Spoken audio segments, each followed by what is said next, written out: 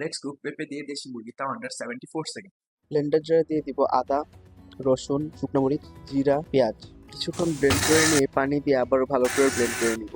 একটি হাঁড়িতে দিয়ে দিব তেল, শুকনো মরিচ, জিরা, তেজপাতা, কুচি করে নেওয়া পেঁয়াজ। কিছুক্ষণ ভেজে নিয়ে দিয়ে দিব 1 টেবিল চামচ লবণ ও পেস্ট করে নেওয়া মশলা ও কিছুটা পানি দিয়ে ভালো করে কষিয়ে নিব। হলুদ, ধনিয়া ও গরম মশলার গুঁড়ো দিয়ে কষিয়ে নিব। এমন তেল ছেড়ে দিলে দিয়ে দিব একটি দেশি মুরগি। মিডিয়াম আঁচে রান্না করে নিব কিছুক্ষণ, যতক্ষণ না হালকা হালকা পানি ছেড়ে দিচ্ছে।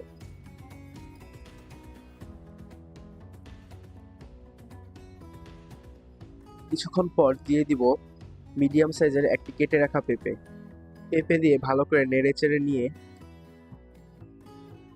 পানি দিয়ে ভালো করে জাল করে নিব।